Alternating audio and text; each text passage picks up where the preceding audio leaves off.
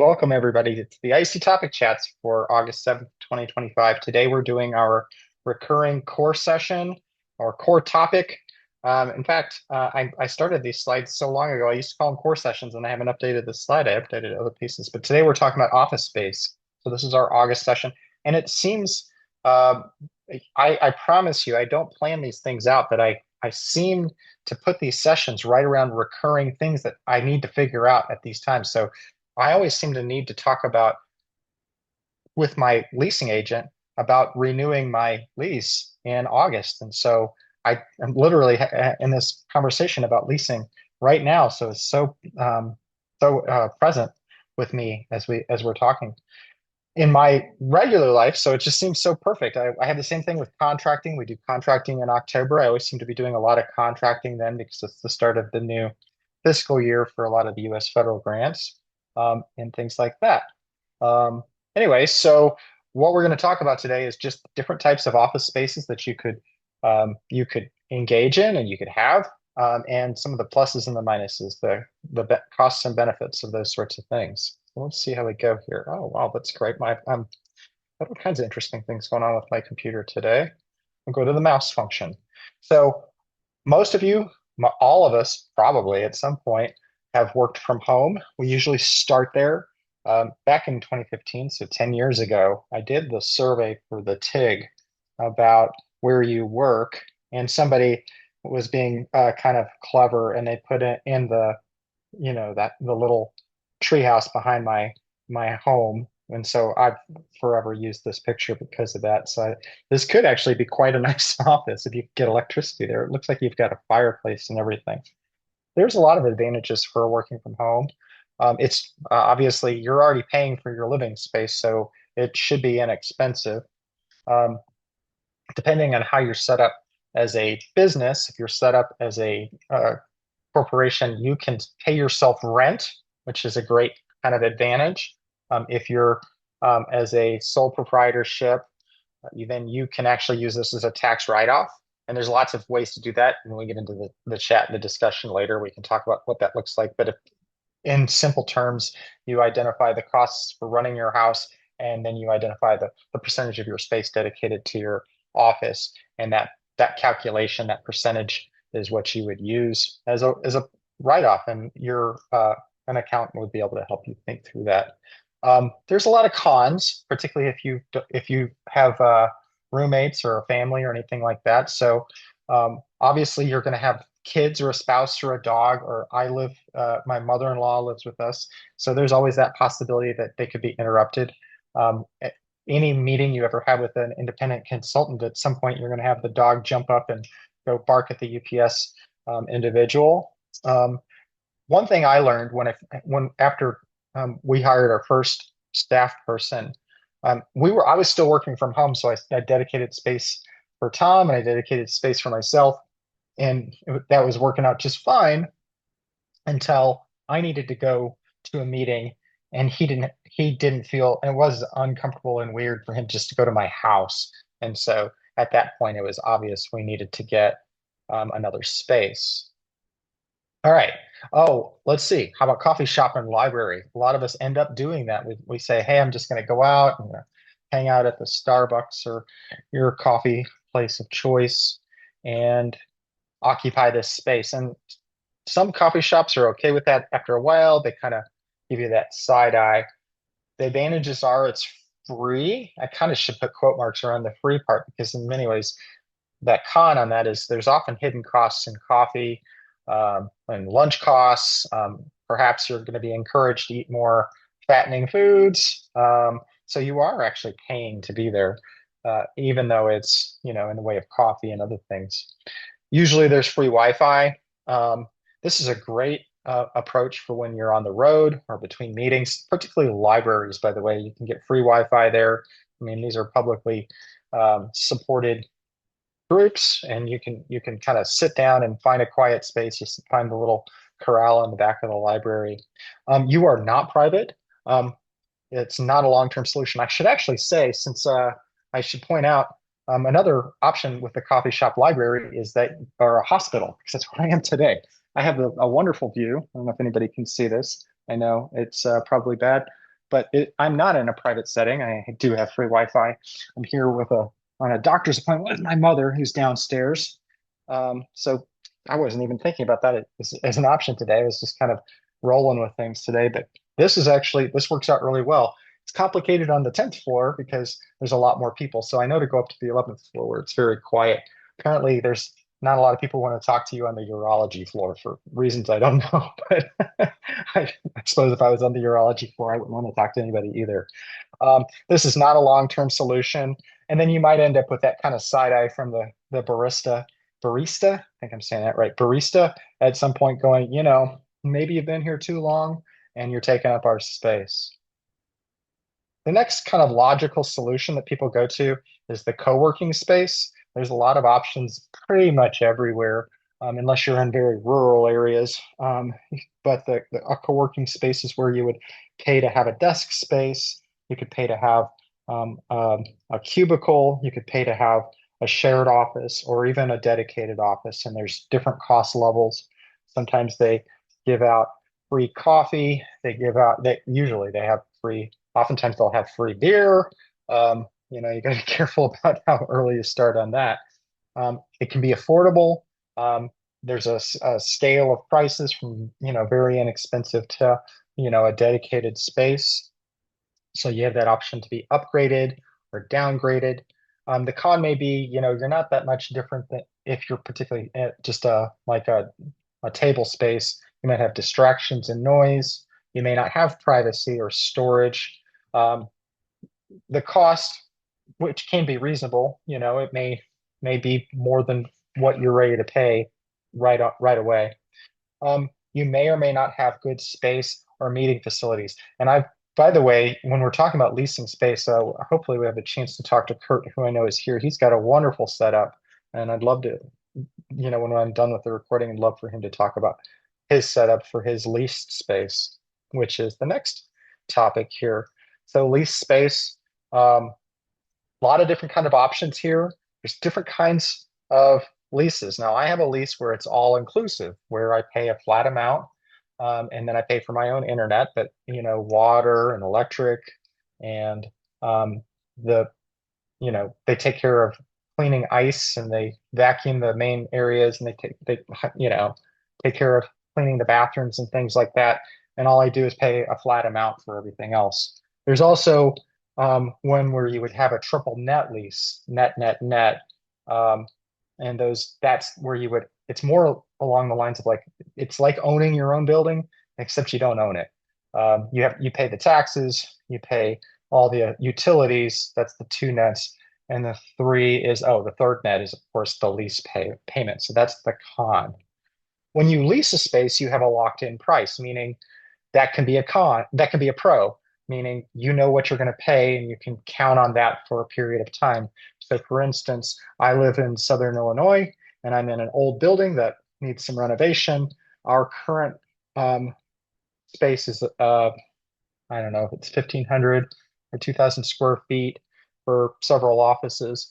And we pay about $2,700 a month, which is a great deal for us, particularly for the scale that we're at. And knowing that I can count on it being $2,700 a month for several years, that's great. And so we just got our recent lease contract, and they're like, well, we want to get it on a scale so it goes up each year just a little bit. But even in 5 years, they say it would go up to 2,900, so only $200 raise in 5 years, which I'm kind of like, maybe I should just take it. But anyway, it's a locked in price. That could be a con though, because when you sign a lease, you make sure you understand whether you can get out of that lease and whether, if something goes astray, like what happened for a lot of us earlier this year, are you able to close your business down? And how does that work?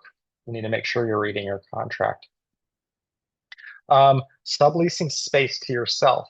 Okay, this was an interesting concept that a lawyer brought up. You may want to think about this and talk to whether this is appropriate, but you may lease the space as a person, and then the person leases the space to your business, and you could take in a little extra profit. So there's, a potential pro.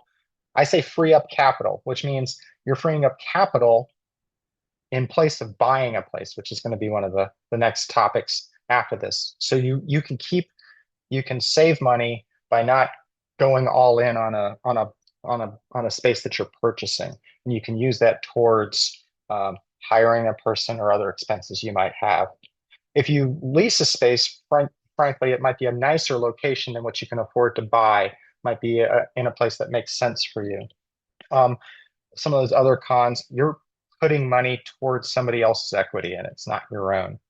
You still often may have upfront costs if you're going to get a nice space with, all the bathrooms and the parking lot and things like that.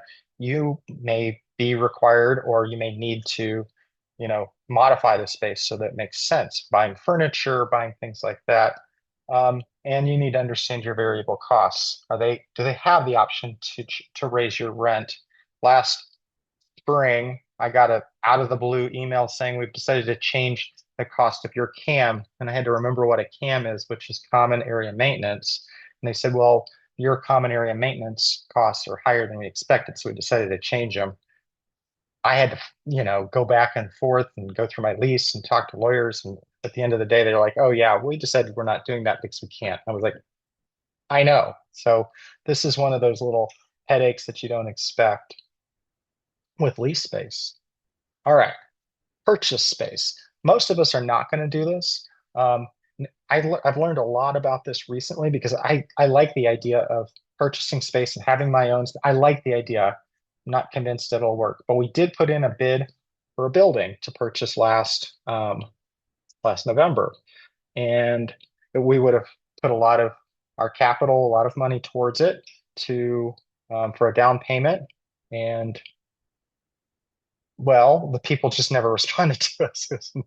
Isn't a very strange situation. They never responded.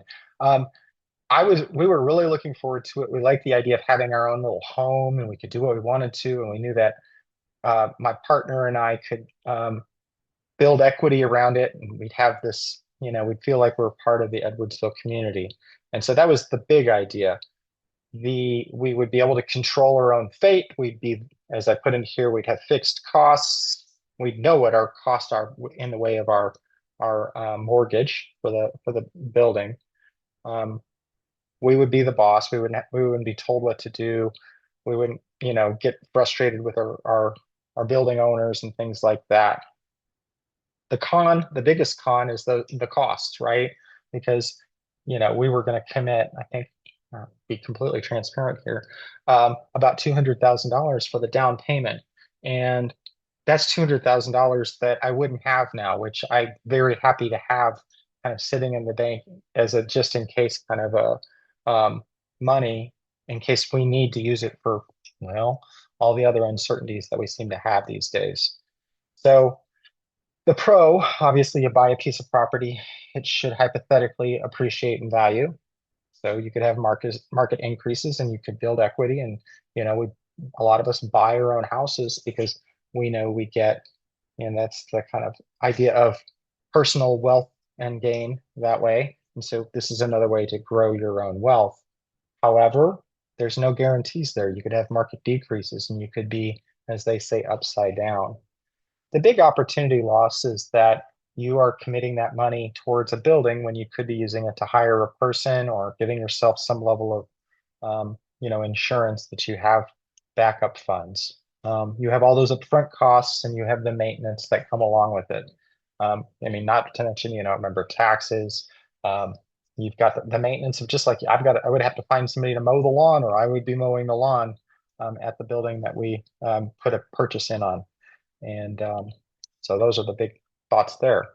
I do want to make sure you're thinking outside the box here because there's certainly a lot of office opportunities for us. And so some of those creative ideas is to negotiate a free space with a client, which is something I did once upon a day. They had this huge former grocery store turned into an office space, and this regional office of education had quite a bit of desks and offices and things like that. And they went through their own market downturn. And so I said, I'm working out of my house, and quite honestly, I need to be around people. Can I come move in with you guys? And they actually worked that out for me, and I did that for a couple of years. You should ask around. if you're in your local community, if you've got other independent consultants that you connect with, um, if you're engaging with the Grant Professionals Association or your local affiliate, with evaluation affiliate, there's probably other people who know about things. Just anybody, just in your community, from your church, from your running club, any other groups and organizations, just ask around. Hey, do you know if there's some extra space? Like, for instance, right now, if I were looking for space, aside from where I am, I know we had this, local bank that, was purchased, and they've got this huge building, and I don't know who's in it. And I suspect there's lots of office spaces there that I could ask about, and they may be interested in making a couple extra bucks by having me there. I also once negotiated space at a local university, and that worked out pretty well for about a year. Turned out to be a space where my graduate assistants worked, and they liked that because it was close to where their classes were. And the other thing to do is just look around. The space that we're in right now was down the hall from where I was leasing, and it was a space for a political candidate who was running their political campaign. Well, the campaign ended and the space was empty. And I went and asked, I said, who's using that? And they said, well, nobody. And I said, well, how about if I pay you, X amount of dollars for that space? And they thought that was a pretty good deal. So I moved into a nicer space than where I was. So I just, you know, used my own creative thinking and decided to try and do that. So I'm going to conclude this by doing my 5.5 key office space ideas. I like to use that half idea. So if you have the interest in doing it, you need to wait to buy until you have minimally 15% down payment. I'd suggest you talk to your local bank about how you want to go about doing that. They'll spend lots of time talking to you about equity and down payments and small business loans and all those things. Think about paying your self rent if you're working from home. Um, this is definitely a tax. People like to talk about their tax write-offs. So it's a tax write-off, or if you're a S corp like I am, I paid myself $265.49 for every month, and so I remember that because I had to make that transfer every month. Um, Pay attention to how much space you need. You might find yourself getting into too big of a space and paying too much. Make sure you have a good sense for what you need. Um, when this is super important, when you get into a lease situation, pay attention to that lease, read it very carefully. Like, for instance, I know there are other leases out there that have buyout provisions. That if I sign a 5-year lease, I could pay X number of dollars to get out of it early. Right now, the lease that they're offering me doesn't give me a buyout provision. So um, I would be in a hole, a 5-year hole, if I needed to close my business down all of a sudden. So feel free to negotiate those things too. I've been known to hold out for, in fact, years, literally, for in my current building before they could figure out a contract with me, which drove them nuts. But at the same time, I said, I'm not going to sign something. And they just kept me on a month-to-month basis. Think creatively, meaning if you're looking to kind of move out of your home and you're not sure about a co-working space, there may be something in your community that you could negotiate with the local, insurance office or something like that that has an office.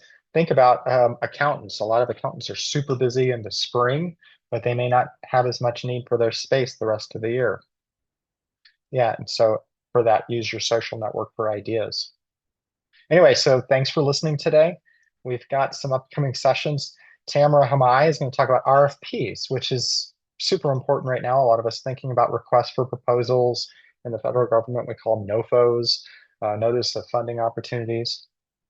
We're going to kick off in 2 weeks what we call the IC Evaluator View, which and the topic will be subcontractor onboarding. This is a new thing we're going to be trying, where it's kind of like, think of The View, the TV show that's on in the mornings.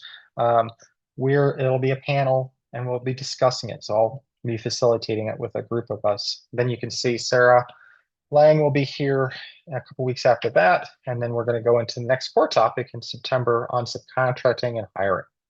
Okay, so I'm going to stop the recording now and we will go into the chat.